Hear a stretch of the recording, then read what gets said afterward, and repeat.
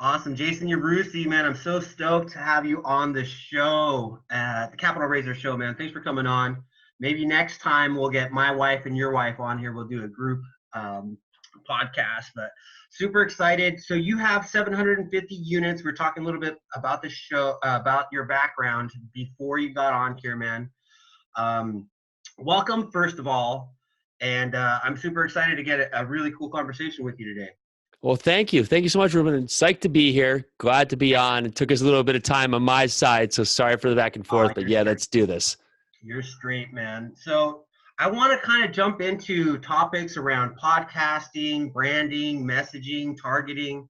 We were listening to, we were on Instagram last night, and then Pili comes on and starts talking about mothers, right? And getting mothers into the multifamily syndication space or something to that extent. And then my wife jumps in and she's like, I love that messaging, tell me why I should work with, why should we, what is so special about Bakersfield? How can I sell it? Tell me, like, when somebody asks you, why should I invest with you, Jason and Pili, what kind of response do you give them? Well, generally you gotta look at it from the other way, right? And so one of the best situations here is that I don't want to sell myself. I want to understand, what do you need? Because if I may not be the right choice for you. Yeah. Ultimately, yeah, I just might not be the right fit. So what are you, Ruben, or you, Mr. Investor, what are you looking for? What is it that in your life that you came to look at this type of investments, investing in apartment buildings? Are you looking for portfolio diversification? Are you looking for a tax shelter? Are you interested about real estate? And you're just trying to get yourself active. What is it that you're looking for? Because then I can help you answer your question. Because ultimately, without those answers, I don't know what's the best part for you. For my part, our background, we've built our background on being consistent, saying what we're going to do. And these important things where everybody seems to be doing the same thing, except a lot of people aren't doing the small stuff. If I say, Ruben, you're going to get a follow-up from me every month, 15th of the month, or you're going to have a follow-up from me every month, the 15th of the month. If you ask me a question and I don't have the full answer for you, I'm going to say, Ruben, I'm going to get back to you Friday with an answer by noon. Those are the important parts that separate people that really have great businesses to people that are trying this out because they're not putting the emphasis on you, the investor. Because ultimately, I think I spoke of this when we met, is that we're always acting as the guide, right? So if I think of myself as the hero, yes, come invest in me because I'm the hero. I'm the guy who's got this great thing for you to invest in. Well, you shut off, because ultimately everybody's their hero in their own mind, because they're all worried on their basic concepts of how can I eat, sleep, and live. And that's the basic concepts that we all need. So for that, if I'm not helping you to one of those paths there, helping you meet one of those needs, well, ultimately, then I'm not doing you the service. So when I can put the emphasis on you, ask you the question and say, what is it that you're missing, and what question can I answer for you? And then ultimately I can lead you to the best destination for you, which may be investing with me or may not. But at least hopefully I can set you on a better path. Okay, cool, man. I want to talk a little bit about your podcast and how you're using it to spread your message. Why do you choose the specific platforms that you do, and what is it that you're trying to accomplish through the podcast? Is it more about spreading your message? It's branding, message, and consistency again. And so as you're building out your platform, you need to create a vehicle that can help you do what's your highest and best use. And my highest and best use, of course, is finding investors and finding deals. And so for that, putting out the message to help people and getting that out helps us in two ways. It helps us build a bigger community. What helps us lead to more access to, whether it be information, whether it be to deals or others. So we started a meetup here, better part of 2-something years ago, just focused on multifamily with really no intention. It was just one of these things like, all these people have helped us along the way. We're going to get a group together and put that group together and have like-minded people in the room, and we'll see where it goes. And that meetup has now grown from the first, we had, almost 40 people in the room the first day. So I knew there was interest, but we have 2,000 members now. We get a couple hundred people in a meetup when we go out there and do them. Still a free meetup. still a lot of like-minded people come together. But with that no intention meetup, I've had millions of dollars of capital raised from there. We've had deals come across there. We've created communities from there. I've met brokers that I've worked with. I've met lenders just from something that we started out just putting out the message. And so you start building that. And I find with social media, because although it's out now, we haven't had decades of it, that if I find that I'm going to do social media based on this, it's going to be hard to always track the metrics. But if I say I want to get the message out there, and my message is going to serve a person who is looking to gain traction in some direction with real estate investing, and it's going to be targeted towards apartment communities. If I put that out there, then I get a lot more back than if I was just sitting out there and say, I want to do this to raise money, because then I'm just really trying to target something that's hard to really potentially track from there. Yeah, I love another message that you had on there on Instagram. I even commented on it. You and Pili were talking about, like, don't call yourself a money raiser, call yourself a sharer of opportunities, Yep. And like, I branded myself as the capital raiser. And I think people understand that, like, I think at this point in my evolution, I understand that this is a relationship business, right? I've had a lot of people come on the show and I ask them, how do you raise capital? And they say, well, no, that's the wrong mindset. The right mindset is, how do I share the opportunity and how do I create the relationship with somebody long term?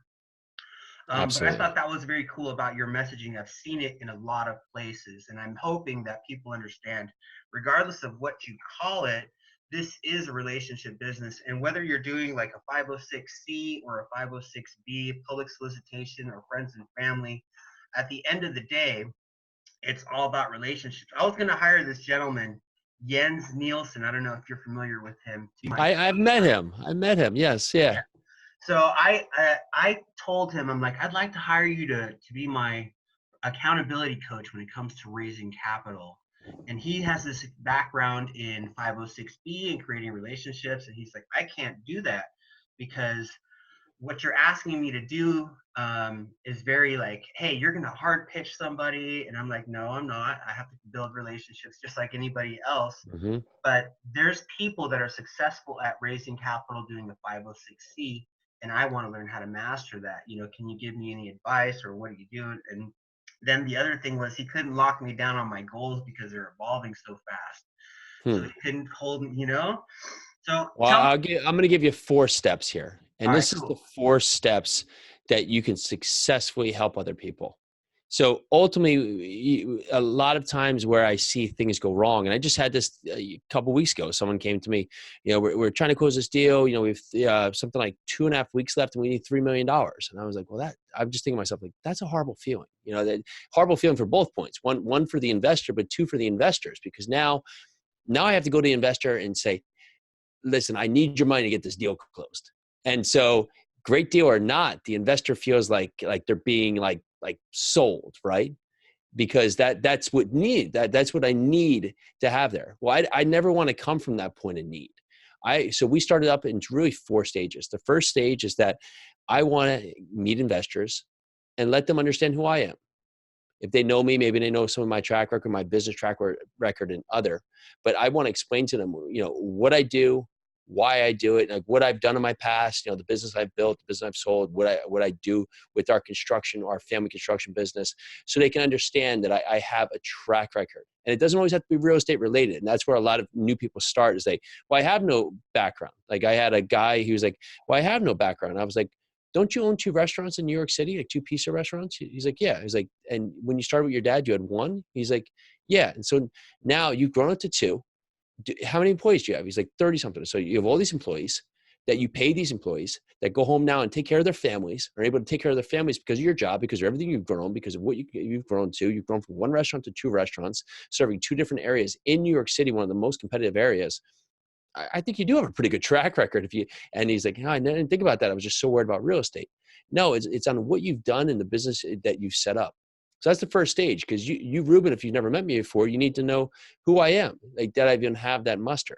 The next is, okay, now I'm investing in apartment buildings. What am I doing to gain this access, understand this, and understand why I want to be here? What is it about apartment buildings that stand out, that really are going to be where I want to put my time and where you, the investor, should put their time? And the third stage is explain the type of return structure and how it may be allocated and the type of deal I'm actually looking for. Because I'm not looking for every type of apartment building. I'm looking for a series, I'm looking, 100 to 150 units BCS. It's built in 1980 to 2005. Generally, that will kick off, 8 to 9 cash and cash return, not including the sale, and potentially, a minimum of 15 IRR. So on that point, that gives the investor some idea of the type of buildings we're looking for. Well, I'm doing all that before I ever have a deal. And then on that point, I'm also potentially going to leave them with a subset of more about apartment buildings so they can take it in. And then potentially a mock deal. Because how do you raise money if you don't have a deal? Well, you create the deal you're going to find because you know what you're looking for. And you have to be specific what you're looking for. So when I do that, I give them that deal so they can understand it. Well, then whether it's 2 months, 3 months, 5 months, 7 months later, well, when I find that deal, I've already now talked to the investor past all those stages. Can go back to the investor and said, "Hey, listen, remember when you were interested in investing potentially $25,000 or $50,000 when I had an opportunity come in? Well, here's the opportunity." And doing those 4 steps, we generally raise money within days. I mean, we've raised money in a day before because we already have done all the work. So I've already captured all the people who are interested in it. So everything's warm. And so if I tried to do all that when I have a deal, now the person has to understand me, has to understand why apartments, has to understand, what the returns look like, and then understand a deal. Well, again, like we get back to does this help me eat, sleep, or live? I don't know. It's too much information. So I'm just going to say no because it's too much for me right now. And that's why when you're doing it after you have the deal, well, your success rate is so low. You could just go through people because it's too much for people to encompass because they're maybe only into, stocks and bonds and mutual funds and have never even heard of apartment buildings. Or if they have heard of apartment buildings, they think it's for a large REIT or some institutional player or something of other. So we take those steps and we allow other people just to understand us, why we're doing it, how it works, and what it looks like. Well, great. They can now have that and take that in. And then for that, we'll always ask for them 2 things. One, if they're looking to invest, how much, so we can have an idea going forward. And that idea gives us how big of an apartment building we can build based on how many talks we've had, or by how many talks we've had. And 2, it always says, well, great. If this is great for you, is there anybody else who might be interested in something like this? Or if it's not right for you right now, can you think of anybody who it might be right for? And I leave those 2 areas. And it gives us so much more access to everything we need. So when a deal comes up, well, I don't have to put a huge worry on the money because we've already had those talks. Tell us a little bit about the model. The typical syndication model is usually a 5 to 7 year hold. And, I've been looking at that because a lot of the Bakerson's holds have been short-term flips, bridge financing. We're in there for 18 months. We sell it, give a nice return at the end. But the typical syndicator is doing 5 years so they could take advantage of agency loan, typically interest only. And then they do that knowing that they have to stay in it, but they can also take advantage of cost segregation. Are there Correct. other benefits to why people across the country as syndicators are doing this 5 to 7 year business model? Well, typically for this point, you're getting a lot of your projects done within 18 to 24 months. And then on that point, you're able to capitalize on being able to hit your max rent bumps or really have your plan in place by that timeline. And now at least it gives you to the point where you're able to meet a return structure, your minimums in that 5-year hold period. We've actually extended out that we're doing 7 to 10 year holds right now with longer term debt, just based on where we feel in the cycle. I didn't want to be allocated to say, hey, we have a 5-year term in this property. And now, everybody's been screaming recession forever. I don't know when it's going to hit, but let's just say it's probably a safer bet. Something will happen over the next 2 or 3 years. So I don't want to be caught in the downside where I've told people I'm going to sell in 5 years and be stuck. So we've been putting longer term debt on it, 30-year loans, 10-year with a 10-year term or 12-year term, fixed interest rate. So I can make the best decision. If nothing happens, great, I'll sell in year 5. If something happens, maybe I need to, wait for highest and best use at year 7 or year 10. Great. Well, I have the right debt for that. So I can do that and I'm reserved correctly. So ultimately for us, we're looking at the property itself, because even if we were to do this earlier, if we are doing a cost seg, we're going to recapture on that depreciation. We're going to get hit with that. Typically, you walk in with leases. So the first year, if you're, an asset that's 100% occupied with year leases and it's just way underperforming, you may only be able to position 30 or 40 of those, percent of those units year one. And so now push off to year 2 and the end of pushing into year 3. So you're finally capturing on your full business plan going into year 3. So you want to be able to generate that cash flow, maybe get a refi, take some of that capital out and have that timeline to really push out as much from the property. And then you get into that year 5 or 7 where you've done a lot of your work in the front end. Well, now things to start to slowly deteriorate again. So it's a good time for another investor to come in there and do the same model. And so that's why it's a good time to sell. Tell me a little bit about the refinance process. What happens typically to an investor's money when in multiple, different people's deals, when a refinance happens? Do they get their money back and get to stay in the deal? Do they just basically stay in the deal and nothing changes? What are some of the models that you've seen and experienced? Hey, there's all different kinds of models, but our model is we do return capital, but they do stay in perpetuity at their original basis. So for that point, if you have 100K as an investment, we give them back 75,000. They're going to stay in as if they're in for 100,000. That's going to be their share there. And they'll still get the returns allocated off of that. So for us, that's our model. Other people now will take down their bases or will potentially take them out of the deal. But we want to align with our investors. These are our friends or family. We want them to be growing generational wealth with us. Yeah. This isn't something that we're just saying, okay, thanks, I appreciate it. Yeah, you're out. But that's why our investors go from one deal to the next deal to the next deal, because we are growing this with them. Our point here, and for Pili and I, it's we want to grow generational wealth for our family and help hundreds of others do the same thing.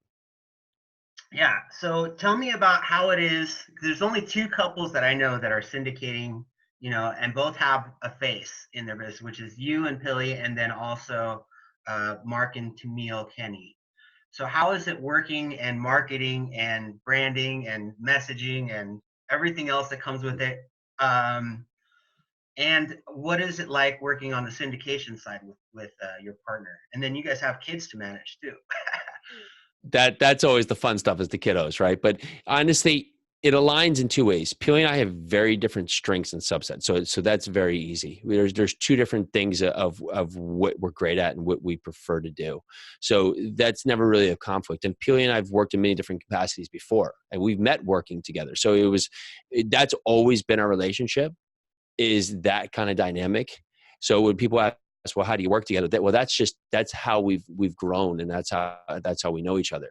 So it's just carried over. And if couples are looking to do this, it comes down to that. My way is not always gonna be right. Her way is not gonna be always right. But you need to take that moment and just talk about it and have out there. If there's something that you don't completely agree on, you need to take that moment and go over it of what's not working, and just having that point where you can have that check-in to make sure that the other person's on board in that same capacity. Because I'll find that maybe a husband or a wife, whoever it is, the husband's like, I just can't get the wife to really see what I'm doing with this real estate. But because the wife's doing whatever, home taking a family or working as a teacher or working in finance or whatever's that point. But they've never asked the question to the wife, because the husband may say, well, I'm providing all these ways where we can create generational wealth and create all this cash flow and everything else. But maybe the wife doesn't want that. Maybe the wife wants just the husband home more so they can have more family time. But he's never asked that question to understand, well, what does the wife want? What does the wife even want here? So we have to remember that it's a partnership. That's why it's called a partnership. That if we make it a one-way road where it's just, I'm doing all these great things. Well, again, we're not the guide anymore. We're just being the hero. And then everybody else is shutting off because we haven't had the message across of, well, what do you actually want? Like, what is it that you're looking for here? Because maybe instead of the person working 2 full-time jobs and doing real estate and everything else, they just want the husband home with the kids for 2 nights a week or something of that magnitude. Yeah, it kind of blows me away. I've had a few people where I've told them about my wife, and how like one of my main focuses is like to make sure that I can support her in chasing her dreams, whatever they are. And then I've had a few people say like, oh, I went through a divorce because I didn't apply that same principle, Absolutely. Yep. So it seems kind of odd that somebody would go into a relationship and not, that's almost a requirement. If that's Yeah. Partnerships always fail with business partnerships or other. Really, it's just on communication and listening. Everybody's talking, no one's listening, or no one's set this stage beforehand. And you see a lot of friendship partnerships fail a lot too. Oh, I'm going to do this business with my friends. And typically that fails because either you have the same energies, you're both the same, or you're both have like-minded or more. Like everybody's the same person kind of doing the same stuff. So no one's really thought through the process, or you haven't really had the hard talks. And those are the points, like haven't really set this up to be a business because you're just doing it with your friends. And then when things, no business ever goes right. So when things fall off the track, you don't know how to deal with it because no one's ever had the hard talks. And so everybody feels a little bit, like they're being thrown under because no one really had the hard talks. So everybody starts being blamed. Yeah, I'd like to hear about your construction background and how you did that, and single family fix and flips, and what the transition was like to get into multifamily syndication. We had brought Sure. it up a little bit before the show.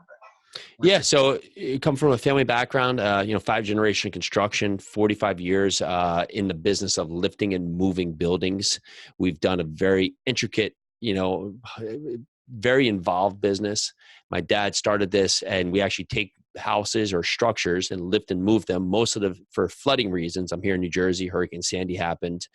We lift houses to a higher elevation, hopefully so they don't flood in the future, put in a proper foundation, cut down their flood insurance, make them FEMA compliant. Very, very labor intensive, very overhead, very involved business. It's very intricate. There's just a lot that happens with it. We knew we wanted to create passivity, and we thought real estate was the way, which it is. However, we started in the wrong form of real estate, not really understanding it. But was it wrong at the time? No, because we got started. So we started doing fix and flips, wholesales, Airbnbs, just things that ultimately were a step in the right direction, but it just was creating more chaos and more busyness already in a very busy time. So that led us to just say, well, what's the next evolution? And Pili had met someone who was doing rentals out of state, just small rentals, but had set up a process and a team. So we looked into that, and we started buying some small rentals in Indiana, and they were just doing magnificent. We were getting a ton of cash flow. Things were really moving. It really just opened our eyes. And I said, well, man, if we could do this with a 2 or 3, well, what does this look like on a bigger scale? Because here, when I need something, I still got to hire a plumber. You still got to run out to the house and do all this other stuff. I'm still paying top dollar because he runs out there, has to figure out what's wrong, then go buy the parts, then come back and fix it. And, a 15-minute job turns out to be, 4 hours, And so for that, what does this look like if I could just have something where I could afford people?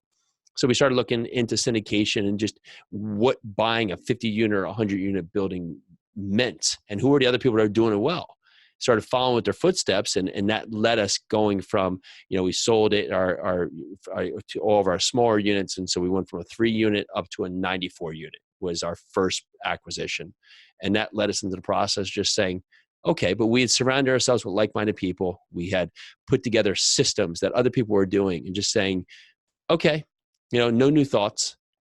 This other person's doing it, it works. That other person's doing it, it works. That other person's doing it, that works.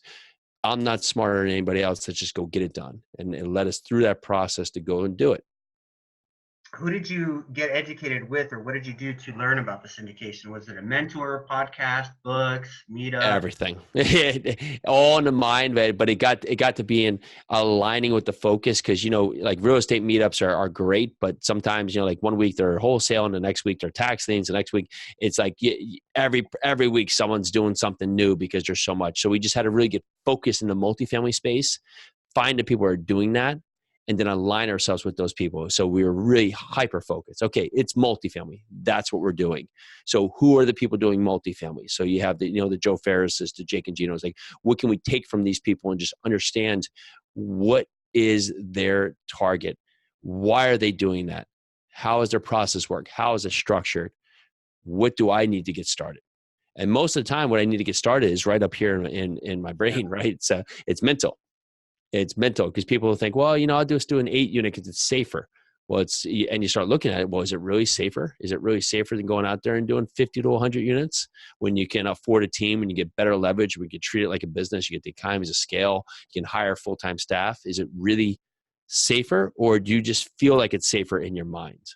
Because it's smaller, right? So Yeah. So I come across a lot of people who are like, I want a fourplex or a sixplex, and I challenge them a little bit to think about something bigger, and they look at me with a very blind stare. You know? Well, we have students, and they say, I want to do a 10 unit, 50 unit, 30 unit, 80 unit. I say, great, we can do that. You know, whatever you want to do, we can do. It's not me stopping you. It's you stopping you. Because whatever we do, we're going to build it back. We're going to figure out, okay, you want to buy a 100-unit property? It's going to cost you $10 million, and we probably need to raise about $3.5 million, and we're going to raise it in $50,000 increments. Well, how many original conversations do we need to have if you're going to get one out of every two investors? We're talking we need to have, whatever it is, 70, 140 talks to get to there. So now it's real. I can say, okay, great. Let's go out and figure out how we get a talk track with 140 people to build ourselves to have the right capital in place. Well, that's actionable. But if people think, and that's where I think people get scared off. They think a 100-unit building or whatever. They're thinking the end goal, but they're not being able to chunk it out into actionable pieces right here to say, okay, what does it take to accomplish that? What is the first step? Okay, let's learn the terms. Let's learn about what we're doing. What's the second step? Let's understand why we're doing. What's the third step? Well, let's understand markets. Let's understand how to build a team. Let's understand, how to talk to lenders or brokers. Let's understand, syndication as a whole. Let's understand how to raise money, how to underwrite properties. We start breaking down all those pieces. Well, it becomes real because it's doable. But if I say I want to buy a 100-unit building, that's like people who we constantly hear. I want to buy 1,000 units, which has no bearer anywhere. Like, I don't know what that means, because what does that mean? Like, hey, like that means nothing right now. You're just saying a big goal, but if you're not setting up steps for that, maybe we could go buy 1,000 units anywhere and they could just be horrible. Like, what is this 1,000 units? What does this mean to you? Why do you want to do it? Like, what is this accomplishable goal you need to do? Because if it's, I want to buy 1,000 units because it's going to kick off $50,000 cash flow. It's going to allow 100 people to invest in me. That's going to give them this much cash flow. It's going to allow them to, hopefully retire in 6 years. Okay. But to do that, I need to now be able to qualify for, X amount of loans that maybe I need to bring on partners. So I have to have certain talks to have KP partners and balance sheet guarantors, and I'm going to need to have this many talk tracks with investors, be able to have this many points, and I'm going to need to underwrite this many properties. And so if you start breaking it down to real categories and you say, okay, so how am I working towards these categories? Where am I chipping away with, where am I chipping away with the axe here just to take them down, instead of just saying, I just want to buy 1,000 units, because then there's no trackable measure there. So I want to know about your podcast, particularly who you were and what you were doing when you first started it, and how what you're currently doing. I know that you're about to change the format or the branding or the purpose of the podcast, right? You're now going into a multifamily. What was it at the very beginning? Real Estate Foundation. So we actually switched it over to, we added on Multifamily Foundation. Real Estate Foundation is still going. It's been great. We've met so many great individuals, but just with our focus really moving everything into multifamily, that one of the last layers was just making the podcast hyper focused there. However, the Real Estate Foundation podcast has been a great resource. It's been a great point. We've met great friends. We've learned a ton just from it. Yeah. So we want to allow that to continue on, because so many people get so much out of the podcast. But creating multifamily, it really allows us to just hone in on our focus and have that constant talk with how we're going. Yeah, that's so cool. It's been crazy. I mean, I've only had the podcast for a few months, and so many great relationships. I love Absolutely. It's cool. Yeah. It's so fantastic. Yeah. It's amazing. So with the Multifamily Foundation, what kind of topic is it going to be? Anything and everything multifamily? Is it going to be mindset? Is it going to be working with your partner? It's going to be just everything. Everything targeted to multifamily. The only focus of the Multifamily Foundation is multifamily. So it's going to be all things that can help you with multifamily, because I found that you got to have the mindset to get on track, and you have to have the goal set in mind. But where people get, just railroad had just set off for like weeks, is that these little questions come up, and these little questions that, once you know the answer, you're like, dude, or even a couple years later, like that wasn't a big deal at all. But at that moment, like sidelines you. Would I have the right information around you that you're going to say, oh yeah, this happened. The same person had this thing. You just get yourself back on track. That's where your learning curve and your ability to succeed, it really just keeps you in line and takes off those weeks. Because you may have something like, an SEC file, or these things that like are just, you have other team members for, or you have these, or they're just not big questions. And you say, well, I don't know where to go with the answer. I don't know how to search this. I don't know how to figure this out. I can't find it on bigger pockets or other point. But when you have that right information around you that you've heard it, or you have that right person to ask, well, that's where you continue to win. Because we find ways, we're natural sabotagers, right? So we have these little things that will happen and be like, oh, I stubbed my toe, I can't run, or something like that. And like, but the point, like if you have that goal and then you allow things like, okay, so what do I do to just get myself back on track quickly? That keeps you to your goals. And that's why people can accelerate their goals quickly past on even where they are today. Now, you mentioned the word legacy in the past, and legacy is phenomenal for your kids and for yourself, but one of the things that, and I guess it negates legacy, is if you don't have the health to enjoy what's going on there. And you and Pili are very focused on health right now. I want to talk a little bit about that, because I kind of was hoping maybe as a result of a conversation with you today, I'd be inspired to take some action in that area of my life. What's going to work for me is not going to work for you, is not going to work for the next person. But here, if we're going to do all this work, we want to be around to be able to see how it can help others and really just enjoy it with our family. Now, it's the small goals, and it's just doing something consistently that gets you on the process. And you find that we set these big grandeur goals. Like I haven't run in 7 years, but I want to go run a marathon. That's my goal in 2 months. And it's like, well, it's so out there that you set yourself up for failure, because then either you start running and you get injured, or it's just too much for you to take on. It's just too much for your mindset to go out there. But if your goal is like, I want to get out there and just get healthier, I want to do this because my family needs me more, or there's something else, or I just don't like the way I feel, or this. Well, today I'm just going to walk around the block, and then the next day maybe I'm going to walk 2 blocks. Because what you start doing is you start creating wins for yourself every day.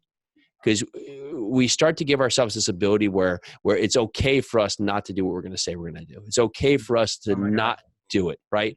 My alarm goes off at 5:30. Well, I can just hit the snooze button. Well, now you've told your mind that it's okay for you to fail. Yeah. Now I'm going to get up and I'm not going to make my bed. I'll just leave for somebody else to do. Well, it's okay, you failed. Or, I'm not going to get up and I could make myself eggs, but there's a donut right there. That's easier. So I'm just going to set myself. It's okay for me to fail. But instead, you're doing these small things. And you start saying, okay, I got things that I can accomplish today. Because we get these big goals like buying 1,000 units. Well, I can't do that today. So it's not a winnable goal. But if I get up and say, I need to have 2 broker talks, I want to get out there, I want to run a mile, I want to drink a gallon of water today. And at the end of the day, I do all those and I say, I won that day. And you do the same thing the next day. And you do the same thing the next day, and the same thing the next day, and the same thing the next day. You look back and you say, friggin' crushing it. I'm crushing it out there. And now it starts setting your mind, yeah, I can crush this. I can do that next thing. Maybe next time you start running 2.5 miles. Next thing you go and you go and you go. And it allows your mind to say, I can win because I'm a winner. I can do this because I said I'm going to do this. And when I say I'm going to do something, I'm going to get it done. Yeah, part of it is actually keeping your word with yourself and with others. Like, it's so important to, when you tell yourself you're going to do something, like you're saying, you can consider it a win, but it's also imperative to focus on the aspect of that you're keeping your word with yourself. Because if you break your word, hey, I'm going to wake up at 5:30, and then you hit snooze, you just broke your word with yourself. And the more that you do that, the harder it is to keep your word with other people. And that's obviously incredibly crucial in this business or in life in general, just maintaining relationships with people. Exactly right. You got to set it up with yourself first, because it's what's most important about being a man, doing what you should be doing when no one else is watching. Yeah. And that's important, because if people, if you're not going to be that, and you're not going to be that, well, you're not. We don't just show up to be the person that we think we should be when the time is right. We don't just say like, now I got this super opportunity, now I'm going to show up. That's just not how it works. You're showing up today to be ready for when it happens, like anything else. Yeah, there was this personal development person that was in my life that asked me this, or asked the group of us this question, and she's like, if you were outside of yourself watching what you do, Yep.